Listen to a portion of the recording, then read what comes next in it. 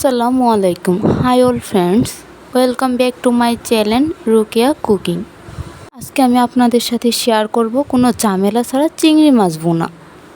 প্রথমে আমি প্যানে অল্প একটু তেল দিয়ে চিংড়ি মাছগুলোকে ভেজে নেব। তারপর আমি প্যানে সামান্য একটু তেল দিয়ে অল্প কিছু পেঁয়াজ কুচি ভেজে নিচ্ছি। ভেজে নেওয়ার পর 1 টেবিল চামচ পরিমাণের আদা রসুন বাটা দিয়ে দেব।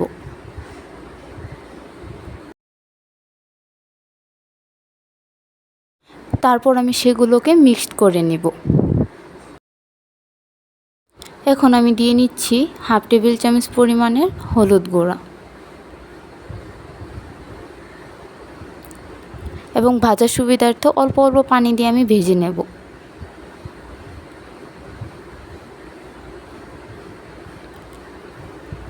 আর দিয়ে নিচ্ছি 1 টেবিল চামচ পরিমাণের মরিচ গুঁড়া এবং একটু জিরের গুঁড়া।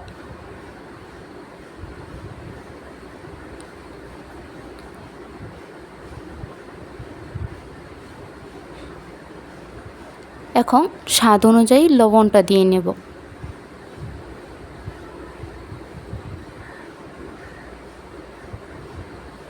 আপনারা চাইলে ধনিয়া সজির গুঁড়াও ব্যবহার করতে পারবেন।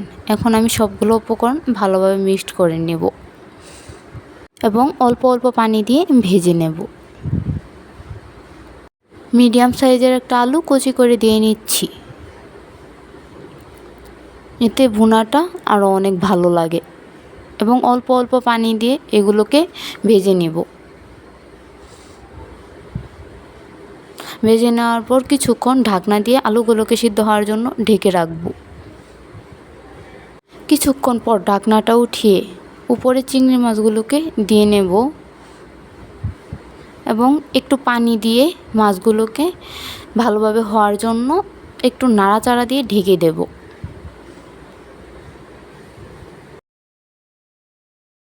এখন ঢাকনাটা উঠিয়ে মাছগুলোকে এপিট ওপিট করে নামিয়ে নেব। এই হলো আমার অল্প পরিমাণের চিংড়ি মাছ ভুনা, কোনো ঝামেলা ছাড়া।